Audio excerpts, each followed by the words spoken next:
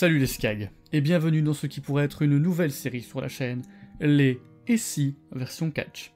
Ce premier épisode sera donc un crash test, pour voir si cela peut se faire évidemment, et surtout voir si ça plairait. Le concept est assez simple.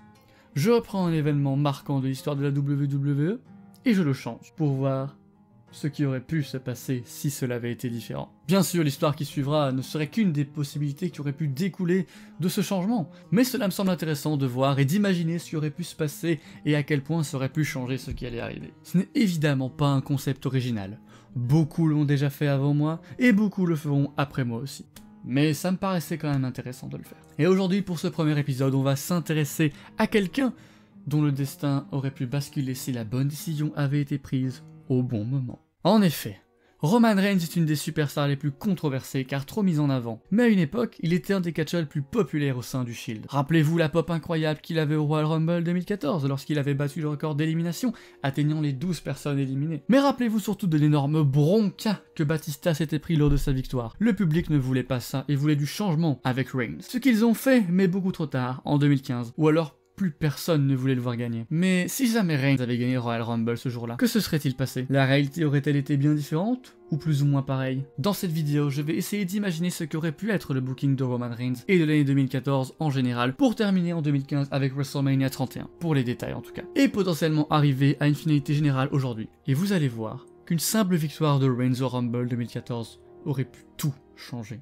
Partons donc du Royal Rumble match 2014, sans rien changer au déroulement du match excepté la fin où Batista ne contre pas Reigns et se fait éliminer. Reigns gagne donc le Rumble sous l'ovation du public et ira dans le main event de WrestleMania 30 affronter la vipère Randy Orton. Et oui, cela sous-entend déjà quelque chose pour une autre grande rivalité et un moment légendaire du catch, mais on y reviendra plus tard. Suite à cette victoire, quelques dissensions entre Ambrose et Rollins et Reigns se feront sentir, Reigns ayant donc éliminé ses deux partenaires. Cela ne les empêchera quand même pas d'affronter la Wyatt Family lors d'Elimination Chamber. Sauf que cette fois, c'est The Shield qui l'emportera, pour construire la lancée de Roman Reigns. Concernant le match Elimination Chamber, Orton gagnerait et conserverait son titre, toujours grâce à l'aide de Kane, ce qui lancerait une rivalité entre Daniel Bryan et Triple H, comme initialement prévu. Le lendemain du pay-per-view, Reigns confrontera Orton pour hyper leur match de WrestleMania, entamant donc un face turn avec le Shield qu'ils avaient déjà amorcé face à la Wyatt Family. Sauf que Batista revient à la charge et attaque le Shield avec l'aide d'Orton. Batista, voulant se venger de son élimination, s'allie donc une nouvelle fois avec Randy Orton. Se greffe donc à la rivalité l'inconnu Daniel Bryan et Triple H. Comme dans la vraie vie, Bryan Hunter de WrestleMania 30 se déroulera aussi pour intégrer le main event. Mais ce qui va différer, ce sera le rôle des deux dans la rivalité du main event. Hunter accepterait directement le challenge de Bryan,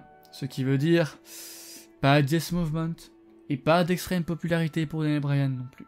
Le plan étant de faire de Roman Reigns la nouvelle grosse star.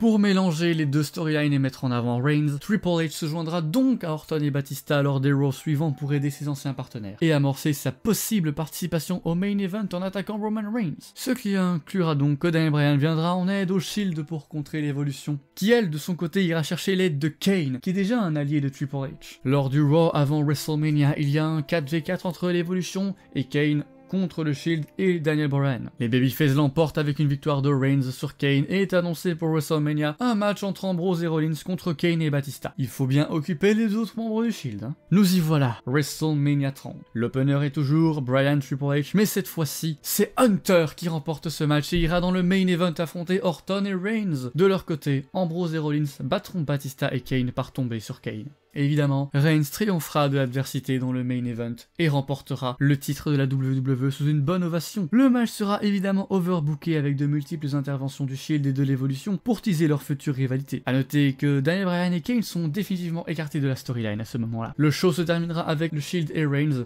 qui soulèvent la ceinture sous les confettis et les feux d'artifice. À la suite de WrestleMania, la rivalité entre le Shield et l'évolution ne sera pas vraiment différente de ce qu'on a connu. Les deux équipes s'affronteraient à Extreme Rules, avec toujours une victoire du Shield. Ambrose perdrait toujours son titre US, mais cette fois-ci au profit de Cesaro dans la bataille royale. On rappelle donc que Cesaro a tout de même gagné la bataille royale de WrestleMania 30, il fallait une petite récompense. Sauf que comme Reigns est champion aussi, l'évolution mettra évidemment des bâtons dans les roues de son champion, le faisant défendre son titre quasiment chaque semaine contre des adversaires comme Rusev, Big E, Ryback et même une revanche contre Orton, mais Reigns s'en sortira à chaque fois, soit seul, soit avec l'aide d'Ambrose et Rollins. Il faudra noter que la perte du titre d'Ambrose lui fera petit à petit perdre les pédales, tandis qu'il voit son partenaire champion du monde lui volant les projecteurs à l'intérieur du Shield. Un dernier match sera à nouveau programmé entre l'évolution et le Shield à Payback 2014, 14, il se finira sur une victoire du Shield. Les 3 membres sont contents, ils ont battu l'évolution, une bonne fois pour toutes, et Roman Reigns s'élève sur les cordes avec ses 2 ceintures, vendant une nouvelle fois la lumière. Cela en est trop pour Dean Ambrose, qui pètera les plombs en attaquant Reigns à la surprise, pas si générale, hein. Ça avait été teasé. Ambrose s'acharnera sur Reigns et Rollins, tentera d'interférer pour stopper Ambrose en voulant le ramener à la raison. Cela marchera, Ambrose se calmera et Rollins ira relever Reigns avant de lui infliger son Skywalker pour le remettre au sol. Rollins et Ambrose s'acharneront donc sur le pauvre Reigns, impuissant, venant d'être trahi par ses amis. La hit serait plutôt forte pour Rollins et Ambrose, tandis que le côté babyface de Reigns serait renforcé. S'en suivra une rivalité entre Reigns et ses 2 anciens compères. Rollins et Ambrose se retrouveront tous les deux dans des matchs de qualification pour le Money in the Bank ladder match de cette année-là. Rollins remportera le sien avec l'aide d'Ambrose, mais de son côté, Reigns empêchera Ambrose de remporter le sien. Cela mènera à l'inévitable Ambrose Reigns pour le titre lors du pay-per-view Money in the Bank. De l'autre côté, Seth Rollins ira affronter Dolph Ziggler,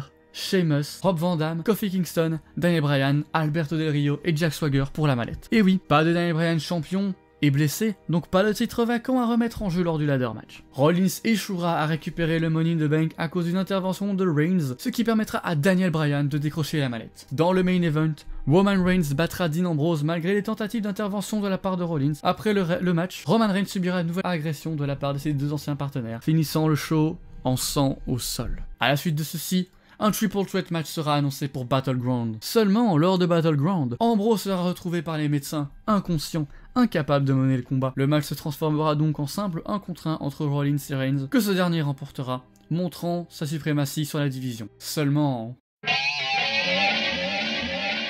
Brock Lesnar, revenant de sa victoire contre le Taker à WrestleMania 30, reviendra tout de même confronter Roman Reigns à la fin de ce show. La rivalité pour le titre de la WWE sera donc centrée sur la confrontation entre Reigns et Lesnar, mais je n'oublie pas nos 2 autres compères du Shield, puisque l'on découvrira que c'est Seth Rollins qui a agressé Dean Ambrose pour éviter qu'il lui prenne sa chance au titre lors de Battleground. Ambrose Rollins sera donc annoncé pour SummerSlam, tout comme Lesnar contre Reigns. Nous allons un peu écarter la rivalité opposant Dean Ambrose et Seth Rollins pour le moment, mais elle aura son importance plus tard. Du côté de Lesnar et Reigns, la première confrontation entre les deux sera intense, et au final, Roman Reigns triomphera de la bête après 5 spears. Cependant, Lesnar n'en a pas fini avec Roman Reigns, et les deux vont se recroiser lors de Night of Champions. Seulement, ce match ne sera pas un match simple, mais un match triple menace. John Cena, jugeant qu'il devait mettre son grain de sel dans la title picture, mit trop longtemps sur le côté. Ce match marquera un tournant pour le titre, car c'est Brock Lesnar qui remportera ce match en faisant le tomber sur Cena, ce qui changera le design du titre comme celui que nous connaissons aujourd'hui. Lesnar ayant comme à son habitude décidé de prendre congé, Roman Reigns et John Cena s'affrontèrent lors de Hell in a Cell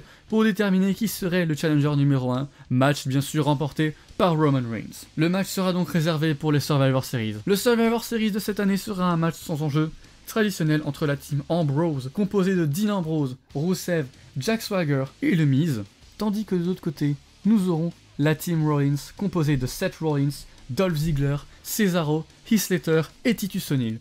Les 2 équipes mélangeant face, heel, twinner, maintenant le flou sur le vrai heel de la rivalité. Ce dernier sera remporté par la team Rollins, dont les 2 survivants sont Cesaro et Seth Rollins lui-même. Le main event quant à lui sera encore plus disputé que le match de SummerSlam, et c'est finalement Roman Reigns qui remportera le match au bout d'un match très intense, comprenant énormément de finishers pour lui donner son second titre mondial. Au Raw du lendemain, Cesaro confrontera Roman Reigns pour un match pour le titre, voulant faire valoir sa survivabilité dans le Survivor Series match. Le match sera prévu pour TLC dans un TLC match. De l'autre côté, se profile un dernier affrontement entre Ambrose et Rollins, avec à la clé une opportunité pour le titre Royal Rumble. Et c'est Seth Rollins qui confirmera sa suprématie sur Ambrose lors de ce pay-per-view et qui aura droit à son match au Rumble. De l'autre côté, lors du main event, les fans sont disputés entre Cesaro, catcheur apprécié des fans et toujours champion des États-Unis, et Roman Reigns, le bon gros babyface de la compagnie. Seth Rollins finira par intervenir dans le match, non pas pour faire perdre Reigns, mais pour l'aider à remporter le match, ce que ce dernier fit. Le public sera dans l'incompréhension, et Rollins finira par attaquer Reigns, prendra un micro et dira qu'il ne veut affronter qu'un seul champion,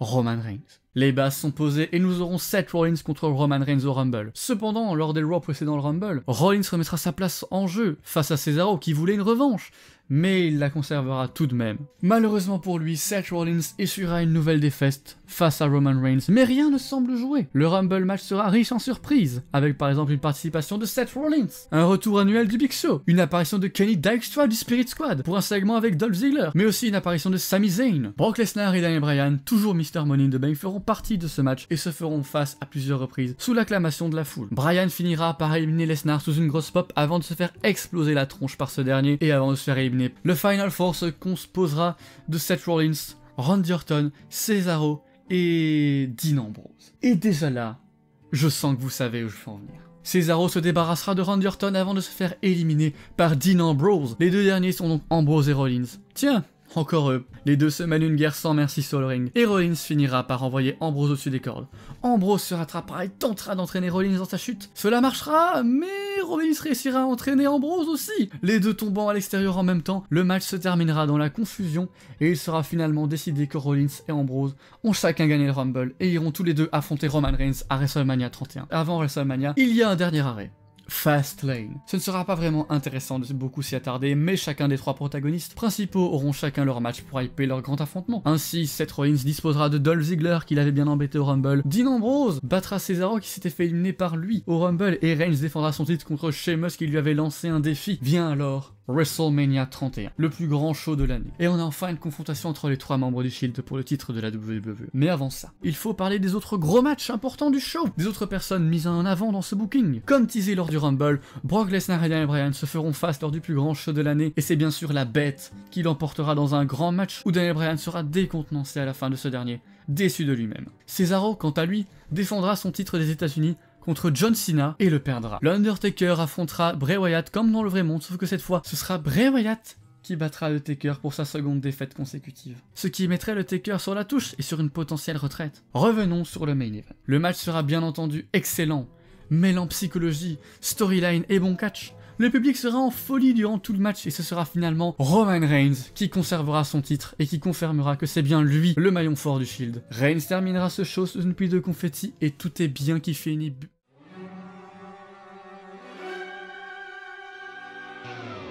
La foule est en délire.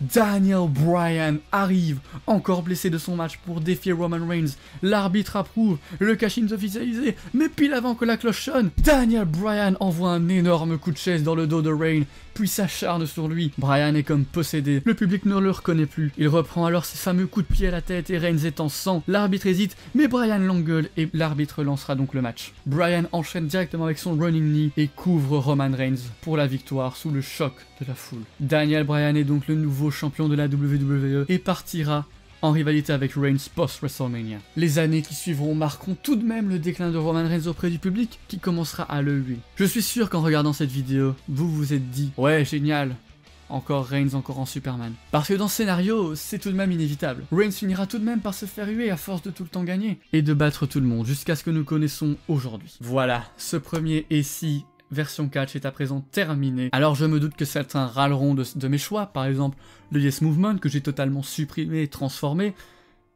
Je peux le comprendre. Mais il faut penser que ce n'est qu'un scénario parmi tant d'autres et que beaucoup d'autres choses auraient pu se passer. Et surtout c'est un fantasy booking. Ça mêle à la fois fantasy et probabilité. Il y aurait très bien pu y avoir un scénario où Reigns remporte le Rumble et il y aurait tout de même le Yes Movement. Mais alors à ce moment-là, Reigns aurait été mis un peu sur le côté, ce qui n'était pas le but de la vidéo. J'ai tout de même laissé une place assez importante à Daniel Bryan. Étant tout de même un chouchou du public, le heel turn choquerait et serait cohérent face au babyface Roman Reigns. Voilà, maintenant j'ai réellement fini. N'hésitez pas à me dire ce que vous en avez pensé, ce qu'il faudrait améliorer, ce qu'il faudrait changer, et si jamais vous avez des questions par rapport à certains de mes choix, par exemple Cesaro, n'hésitez pas à me les poser en commentaire, je répondrai, et je vous expliquerai pourquoi tout cela. Allez, j'espère que cette vidéo vous aura plu. Si c'est le cas, n'hésitez pas à vous abonner, à liker, à partager. On se retrouve très bientôt pour une prochaine vidéo. Tchuss tout le monde.